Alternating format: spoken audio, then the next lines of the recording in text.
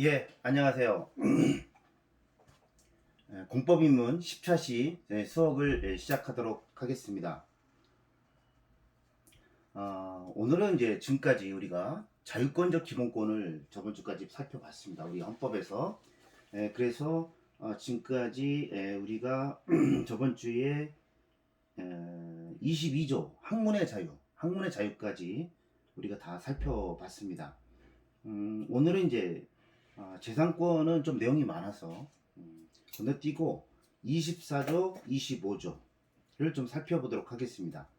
24조하고 25조는 선거권, 즉 국민의 대표를 어떻게 선출하는지에 대한 대의민주제를 실현하기 위해서 선거제도, 이 선거제도에 대해서 설명을 좀 드리도록 하겠습니다.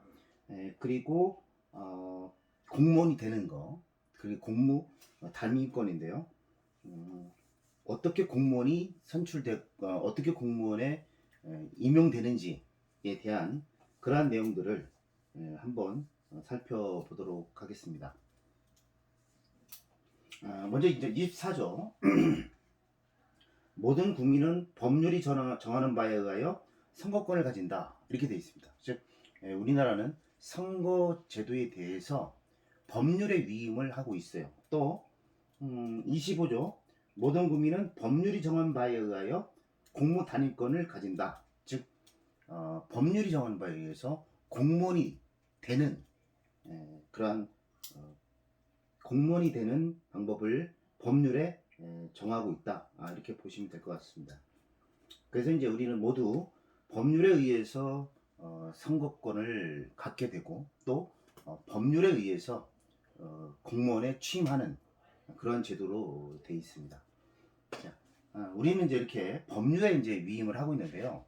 우리가 좀 보듯이 북한 헌법 같은 경우는 북한에는 66조, 북한 헌법 66조를 한번 보시면 북한에서는 이제 이렇게 되어 있습니다. 17살, 17살 이상의 모든 국민은 성별, 민족별, 직업, 거주기간, 재산과 지식 정도, 당별, 정견, 신앙에 관계없이 선거할 권리와 선거로 인해서 선출되는 것, 즉 선거받을 권리를 가진다, 이렇게 되어 있어요. 그래서 북한은 헌법에 아예 17세 이상으로 나이가 규정되어 있습니다.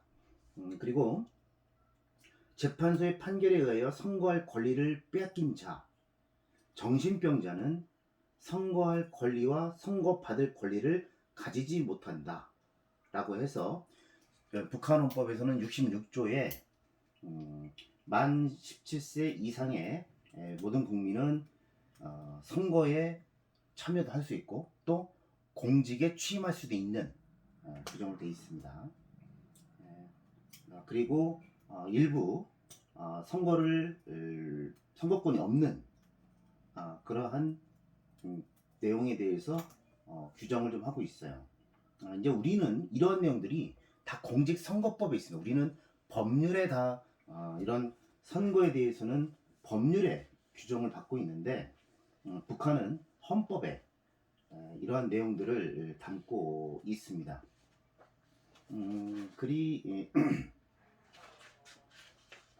예. 그래서 이제 우리나라의 이제 그러면 우리나라의 이제 그러면 선거제도, 이 선거제도에 대해서 한번 살펴보겠습니다. 우리나라는 이제 원칙적으로 선거제도에 대해서는 공직선거법인데요. 근데 이제 공직선거법 전에 우리 이제 선거의 일반 원칙이 있는데, 그 원칙은 헌법이 규정하고 있어요. 그래서 41조 잠깐 보시면 우리나라 헌법 41조 즉 국회는 국민의 보통, 평등, 직접, 비밀 선거에 의하여 선출된 국회의원으로 구성한다, 이렇게 돼 있어요. 또 67조에 보면 대통령은 국민의 보통, 평등, 직접, 비밀 선거에 의하여 선출한다, 이렇게 돼 있습니다. 즉 우리나라의 그러한 선출 방법, 이것은 실제로는 세부적인 방법은 공직선거법에 있지만, 그래도 우리 헌법에 국회와 대통령은 국민이 보통 평등 직접 비밀 선거에 의해서 국회의원 또는 대통령을 선출한다고 우리 헌법에 규정하고 있습니다. 여기서 이제 우리 이제 선거제도를 한번 살펴보면, 보통선거, 이 보통선거는 보통 이제 제한선거랑 반대되는 개념인데, 보통선거는 뭐 사회적 신분 이런 거 제한 없이 모든 사람들에게 선거권을 주게 돼 있는 걸 말하는 거죠. 기존에 옛날에는 뭐 노예들, 또 흑인, 또 여자, 이런 사람들에게는 선거권 안 줬잖아요. 그래서 프랑스도 미국 같은 경우에도 여자들에게 1920년, 그 전에는 남자들만 선거권이 있었어요. 1920년도에 여자들에게 선거권을 줬고요. 또 흑인들은 1965년도에 선거권을 줬던 거예요. 그러니까 이렇게 어떤 인종, 종교, 아니면 성별 이런 걸 가지고 차별을 두면 안 되는 거죠. 그래서 보통 선거는 그러한 제한을 두지 않고 모든 국민에게 선거권을 주는 그러한 제도를 얘기하겠습니다. 뭐 프랑스 같은 경우도 1944년에 여자들에게 선거권을 주고, 그래서 실제적으로 이렇게 보통 선거가 된 게 그렇게 길지 않아요. 뭐 미국 아까 말씀드렸지만 1965년도에 돼서야 결국은 흑인들에게도 다 줬거든요. 그렇기 때문에 보통 선거가 이제 그렇게 시작된 지가 그렇게 오래되지는 않았다는 겁니다. 그 다음에 이제 보통선거, 그 다음에 평등선거가 있는데요. 평등선거는 그 표의 등가성을 얘기합니다. 보통은 뭐 당연히 1인 1표인데 1인 1표죠 당연히. 그래서 뭐 당연히 뭐 어떤 신분에게 더 많은 표를 준다든가, 그래서 뭐 예를 들어 어떤 남자들은 2표로 치고 여자들은 1표로 치고, 뭐 그런 것들은 평등하지는 못하잖아요. 그래서 모든 사람들이 1인 1표, 이것이 이제 평등 선거입니다. 근데 이제 우리가 이제 이 등가의 법칙, 즉 1인 1표의 이 등가의 법칙들이 이제 여러 가지, 왜냐면 이제 우리가 선거구가 있지 않습니까?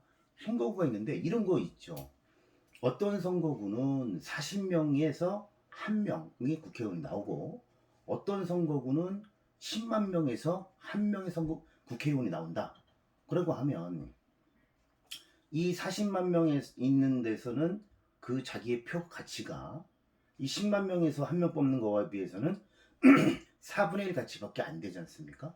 그런 등가의 법칙도 평등의 원칙에 위배가 된다고 볼 수 있는 겁니다. 그래서 옛날에 이제 국회의원들은 이러한 10만 명에서 1명 뽑는 거와 40명에 1명 뽑는 거, 이런 부분이 인정이 되다가 2001년도에는 그건 위헌이다, 즉 평등의 원칙이 위배된다는 거예요. 그래서 그때 헌법재판소가 4대1로 이렇게 10만 명 대 1명과 40만 명에 1명, 이런 것은 평등의 원칙이 위배된다 해가지고 2001년도에 3분의 1로 줄였습니다. 즉 10만 명 대 30만 명, 이 3대 1까지는 평등의 원칙이 유지될 수 있다 라고 했던 거죠. 왜냐면 지역구는 다양하고 농촌 도시 다양한데 꼭 10만 명 대 10만 명 이렇게 날 수가 없지 않습니까? 그러니까 그런 걸 감안하더라도 3대 1, 즉 10만 명에서 1명, 30만 명에서 1명, 이 정도는 인정하겠다 이렇게 됐던 건데, 그게 이제 2014년도에 또 헌법재판소에서 그것도 위헌이다, 즉 그것도 평등의 원칙이 위배된다는 거예요. 즉 3대 1, 이것도 누구는 그러면 3분의 1밖에 가치가 없는 거잖아요. 그래서 지금은 2대 1, 즉 10만 명에서 1명, 20만 명에서 1명, 요런 2대 1 정도, 2대 1 정도의 그러한 규모, 비율을 맞춰줘야 된다는 겁니다. 즉 2대1이 그러니까 국회의원이 제일 적은 인구수와 제일 많은 인구수가 배가 넘으면 안 되는 거죠. 배가 넘으면 그래서 이런 2대1이 벗어나게 되면 평등의 원칙에 위배되기 때문에 그 선거법은 위헌이다 이렇게 보는 겁니다. 그래서 평등의 원칙은 어떻게 보면 1인 1표라고 하는 그런 등가의 법칙도 있지만 내 표가 그 다른 사람하고의 상대적인 그런 등가 비율도 맞춰야 되는 건데 그게 2대 1입니다. 그래서 우리가 옛날에 우리 충북에도 보훈오청 연동에서 한 명의 국회의원을 뽑았어요. 근데 이것이 이제 2대 1로 되면서 이 보훈오청 연동이 이제 쉽게 얘기하면 다른 제일 많은 데와 2분의 1이 적게 되기 때문에 실제적으로는 그것은 그 괴산까지 합쳐가지고 괴산, 보훈, 옥천, 영동 이렇게 합쳐진 건 바로 그 인구수. 제가 알고 있기로는 이 세 개가 보훈, 옥천, 영동이 18만인가 얼마가 안 돼가지고 그 최소 이제 18만이 돼야 되는 것 같더라고요. 그게 안 돼서 결국은 괴선을 합친 걸로 알고 있습니다. 그건 한번 여러분들이 한번 찾아보십시오. 그래서 최소 그러한 예를 들어 이런 거죠. 18명 대 36만 명. 이 최고로 적은 거와 최고로 많은 데를 선거구 획정위원회에서 발표를 해요. 그럼 적어도 그 2분의 1이 넘으면 안 되는 겁니다. 그 우리나라 국회의원 선거구는 예를 들어서 18만 명인데 36만 명. 이 2대 1. 이 범위 내에서 있어야 된다는 것이죠. 그래서 이제 평등의 원칙 이것은 중요합니다. 근데 이제 지방의원들은 좀 달라요. 지방의원들은 워낙 이제 그 대표하는 그 시골과 또 뭐 도시 이런 차이들이 많아서 지방의원들은 4대 1까지 인정을 합니다. 즉 10,000명에서 1명 뽑고 4만 명에서 한 명 뽑는 거 요거까지는 허용이 돼요. 그러나 국회의원은 2대 1의 범위를 벗어나면 안 된다. 는 것이 이제 우리 헌법재판소의 판례입니다. 그래서 인구 편차를 준수해야 된다. 국회의원은 2분의 1, 지방의원은 4대 1. 요건 알고 계셨으면 좋겠습니다. 그 다음에 직접선거. 우리는 이제 보통평등 직접선거인데 직접선거는 내가 직접 대통령을 뽑는 겁니다. 그래서 우리 이제 내가 그 표를 다른 사람이 대행하는 게 아니라 내 표가 직접 산정이 되도록 하는 것이 직접 선거입니다. 근데 요즘 우리 미국 대통령 선거 이거는 직접 선거가 아니죠. 간접 선거입니다. 그 여러분들 왜 요번에 미국 선거 이거 보시면 뭐 바이든이 뭐 270 몇 석 그리고 그 트럼프가 뭐 210석 뭐 이렇게 나오는 것은 그 선거 인단을 뽑는 거예요. 그 주마다 그 대통령을 뽑을 그 대표들을 뽑는 겁니다. 즉 그 대표들이 직접적으로 가서 대통령을 뽑는 거예요. 그래서 이것은 간접 선거라고 봐야죠. 직접적으로 내가 대통령 뽑는 게 아니라 내가 대통령을 뽑을 사람을 즉 선거 인단을 뽑는 거 이거는 간접 선거잖아요.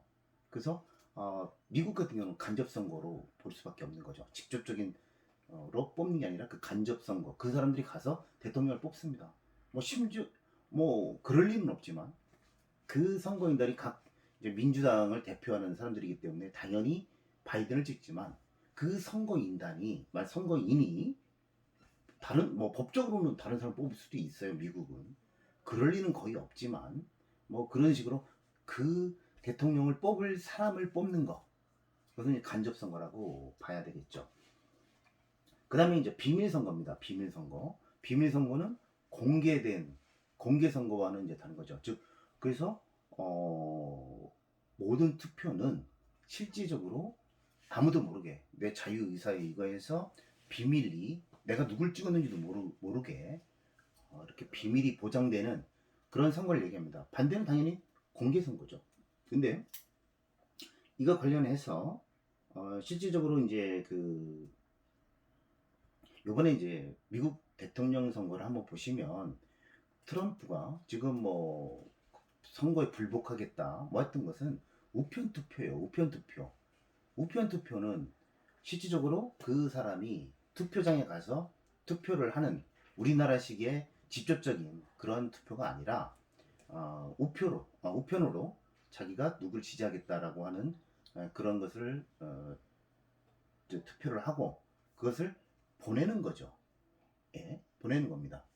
근데 이제 이 우편 투표 이것은 어떻게 보면 지금 비밀 투표에 비밀 선거에 조금 위배된다고 할까 이런 게 있을 수 있습니다. 왜냐하면 그 우편을 본인이 했는지 아니면 주변 사람들이 그 투표를 뭐 적극적으로 뭐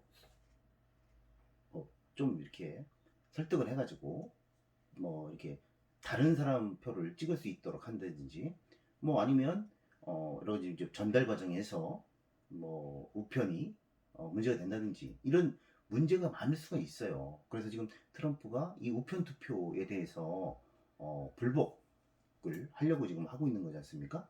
그래서 이 우편 투표에 대해서는 미국은 인정하고 있는데 우리는 절대 인정하지 않죠. 우리는 지금 미국은 그것 때문에 선거를 한 지 벌써 4일째인데 지금 공식적으로 아직 대통령이 뭐 이제 오늘 바이든이 이제 선언했지만 그럼 며칠씩 걸려요. 그 우리나라는 당일날 모든 게 결정되지 않습니까? 뭐 거의 뭐 직접 투표기 때문에 직접 뭐 가서 다 헤아려서 뭐 실질적으로 대통령 선거 끝나고 나서 뭐 한 12시간이면 뭐 누가 대통령 됐는지 알 수가 있지 않습니까? 미국 같은 경우는 우편 투표 뭐 이런 것도 있고 뭐 그래서 뭐 3, 4일이 지나도 지금 뭐 공식적으로 발표가 안 났던 그런 문제들이 있었거든요. 그래서 우리나라의 선거제도는 굉장히 선진화된 그런 겁니다. 근데 이제 이 우편 투표를 그래서 그 해외에 있는 이 동포들이 자꾸 인정해달라고 하는 거예요. 해외에 있는 사람들이 우리도 투표할 수 있게. 왜냐면 영사관이나 이런 데 가서 하게 되면 뭐 비행기 타고 갈 수도 있지 않습니까? 미국은 하도 커가지고. 그러니까 우편 투표를 인정해달라라는 그런 건의를 많이 하고 있어요. 그러나 이 우편 투표에 대해서는 이러한 비밀 선거 이런 부분들이 문제가 될까봐 지금 우리나라는 채택하고 있지 않죠. 그다음에 이제 이 비밀 선거 관련해서 북한 같은 경우는 완전 공개 선거나 다름이 없어요. 북한은 만약에 이제 지지하는 사람들이 뭐 거의 하나지만 또 찬반을 나눠서 반대하는 사람들이라면 별도의 줄에 가서 별도로 또 반대했다는 것을 보이게 이렇게 투표용지를 접는 것도 아니고 거의 반대했다는 것을 보이게 하면서 투표를 해요. 그러니까 북한 같은 경우는 거의 찬성률이 거의 뭐 99.9% 아닙니까? 이거는 북한은 비밀 선거가 아니죠. 공개 선거죠. 반대하는 사람은 다른 줄에 가서 기표할 수 한다. 이건 완전히 반대고요. 중국 같은 데도 완전 전인대 같은 그런 데 보면 투표용지를 적지도 않아요. 반대했는지 찬성했는지를 알 수가 있어요. A4 큰 데다가 찬성했는지 반대했는지를 접으면 뭐 비밀 투표 될 수 있는데 접지도 않고 그냥 투표를 합니다. 뭐 이게 비밀 선거인가요? 그래서 지금 공산주의 국가에서는 사실상 공개 선거라고 볼 수밖에 없어요. 그래서 우리가 이제 이러한 선거는 대의민주주의에서 꽃입니다. 그래서 우리 헌법에 있는 보통, 평등, 직접, 비밀 선거 이것이 준수되어야 되는 것이 맞습니다. 우리나라의 선거 제도는 우리 헌법에 있는 대로 제일 선진화된 그런 선거 제도가 아닌가 이런 생각이 좀 듭니다. 그런데 이 선거의 종류를 좀 보면 우리 이제 국민투표가 있습니다. 이 국민투표는 실질적으로 이제 국가의 중요한 정책 이런 것들을 묻는 레퍼런덤이라고 하는 그러한 국가의 중대사를 국민들에게 물어보는 거죠. 뭐 예를 들어서 뭐 어떤 옛날에 안철수 그 대표가 옛날에 제안했던 게 있습니다. 미국의 사드, 이 사드를 설치할 때 국민 투표하자 이렇게 제안했던 거 있거든요. 이렇게 중대한 사안이 있을 때 이럴 때 하는 레퍼런덤이라는 게 있고요. 그 다음에 이제 그 대통령 또는 뭐 최고 통수 이런 보통 이제 이런 대통령들 이런 데 신임을 묻는 플레비사이트라고 하는 그런 재신임을 묻는 그런 국민투표 두 가지가 있습니다. 그래서 이제 뭐 유럽 같은 경우는 프랑스 같은 데는 이런 재신임 투표가 좀 있긴 있어요. 근데 이 재신임 투표는 거의 많은 나라들이 인정하지 않으려고 그래요. 왜냐면 그 독재 국가들이 독재를 하는 과정에서 다시 국민들에게 투표를 해서 재신임을 받으려고 하는 그런 독재를 어떻게 보면 더 강화하려고 하는 수단으로 쓰인다 라고 해서 이 재신임 투표는 사실상 그렇게 인정하고 있지 않아요. 우리나라 헌법도 그래서 72조 잠깐 보시면 72조에 뭐라고 되어 있냐면 우리는 국민투표권이 있습니다. 72조에 대통령은 필요하다고 인정할 때는 외교, 국방, 통일, 기타 국가 안위에 관한 중요한 정책에 대해서는 국민투표에 붙일 수 있다 라고 되어 있습니다. 72조. 그래, 국가 안위에 관한 중요한 정책, 이 부분에 대해서 투표를 할 수 있다고 되어 있고요. 또 우리 이제 헌법 130조 헌법을 개정할 때 국민투표해야 되지 않습니까? 우리 헌법에는 이 두 가지만 있어요. 그래서 국가 안위에 관한 국민투표와 헌법 개정을 위한 국민투표, 이 두 개밖에 없습니다. 그래서 옛날에 노무현 대통령이 여러 가지 이제 뭐 야당이나 아니면 이런 반발이 많다 보니까 결국 노무현 대통령이 나 재신 투표 받겠다 국민들에게 그런 얘기를 했었습니다. 그런 얘기를 했었는데 그 부분은 헌법재판소도 우리 헌법은 국가 안위에 대해서만 국민투표를 인정하고 있지 노무현 대통령이 주장했던 그러한 재신임 투표 이것은 인정하지 않는다고 판결을 했었습니다. 그래서 우리나라는 그런 재신임 투표 이런 부분에 대해서는 인정하고 있지 않아요. 자, 그 다음에 이제 이런 이제 국민투표가 있고 그 다음에 또 하나 이제 우리가 이제 인정하고 있는 게 주민투표입니다. 주민투표. 국가의 중요한 정책들을 하고 있는 부분이 이제 국민투표인데 또 지역의 중요한 그런 내용들은 또 주민투표법이 있어요. 그래서 주민들이 그 지역의 중요한 사항에 대해서 투표로 결정하게 하는 그런 부분들이 있습니다. 그래서 이게서 뭐 예를 들어서 옛날에 뭐 그 지역에 원자력 발전소가 온다. 아니면 뭐 무슨 큰 핵 발전소가 만약 온다. 만약 그런다면 그것을 지자체장이 결정하기에는 상당히 부담이 있을 수 있지 않습니까? 그런 경우에 주민들에게 찬반 투표를 하는 경우가 있어요. 그래서 그거는 이제 주민투표법에 있는데 그것은 이제 주민투표 총수의 3분의 1 이상이 투표를 해야 돼요. 그러한 지자체장이 예를 들어서 어떤 뭐 원자력 발전소를 유치한다 하는 부분에 대해서 주민들이 반발이 많다면 그럼 주민투표 하자 이렇게 할 수 있습니다. 근데 3분의 1, 즉 33% 이상이 투표를 해야 돼요. 못하면 개표하지 않습니다. 아예 투표를 열지도 않아요. 그 옛날에 오세훈 서울시장이 그 무상급식에 대해서 반대하면서 서울시장 자리를 내놓으면서 무상급식에 대해서 반대한다. 그거에 대해서 주민투표를 했어요. 사실은 그 뭐 지자체장이니까 주민투표 할 수는 있는데, 근데 이제 오세훈 시장이 그때 투표율이 33%가 안 됐어요. 즉 3분의 1이 안 됐습니다. 25.7%인가 그랬어요. 그러다 보니까 오세훈 시장은 아예 그 찬반도 묻지를 못했.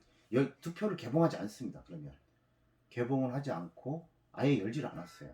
그러니까 오세훈 시장은 뭐 찬반을 물었는데 아예 개표도 못하는 각하가 된 거잖아요. 그래서 결국은 서울시장을 내놓았던 그런 게 있습니다. 서울시장은 뭐 그렇다고 그걸 이제 걸은 거죠. 무상급식에 대해서 난 서울시장 직을 걸고 반대하겠다 했는데 그거에 대해서 주민들이 아예 뭐 3분의 1도 투표를 안 했기 때문에 그대로 그냥 개봉도 하지 않았던 그런 사안이 있습니다.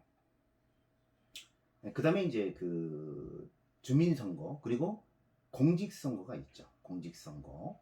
그 공직선거가 있어서 여러분들 한번 그 공직선거법 한번 쳐보십시오.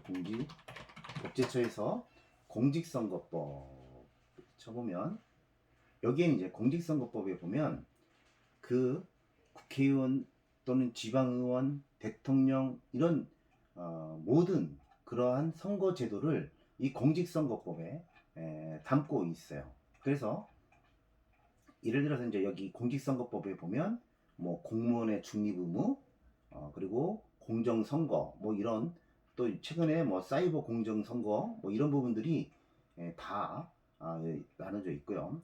이제 여기 우리가 이제 한번 보려고 하는 건 공직선거법에 지금 제 15조 한번 보세요.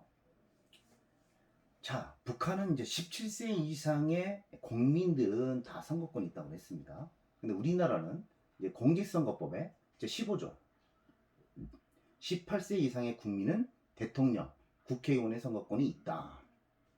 이렇게 돼 있어요. 자, 그래서 우리나라는 법에 있습니다. 헌법에 있는 게 아니라 법에 있어요. 그래서 그 법에 있다 보니까 헌법에 있으면 굉장히 개정하기 힘들지 않습니까? 법에 있으니까 옛날에는 20세, 19세, 18세 이렇게 법으로 하다 보니까 그 국회의원 다수당들이 이걸 바꿀 수가 있는 거죠. 그래서 이것은 이제 헌법으로 올려야 되는 거 아니냐, 선거할 수 있는 나이를 헌법으로 올려야 되는 거 아니냐 하는 그런 의견도 있습니다. 어쨌든 이제 우리는 공직선거법에 18세 이상의 국민은 대통령 및 국회의원 선거권이 있다. 다만 뭐 지역구 의원은 18세 이상 국민으로서 이제 뭐 이러이러한 즉 지역구에 주민등록이 돼 있는, 왜냐면 지역구 뽑을 때는 지역구별로 하니까 거기에 주민등록이 돼 있는 그러한 걸 가지고 이제 규정을 하고 있습니다. 그래서 우리나라는 18세라고 돼 있고요. 다만 이제 선거권은 18세인데요. 자, 피선거권. 자, 피선거권은 좀 달라요. 대통령은 국내에 5년 이상 거주해야 되고 40세 이상 국민이어야 돼요. 대통령은 그리고 물론 이제 당연히 공무로 외국에 파견된 기간 그리고 외국에 체류한 기간은 이제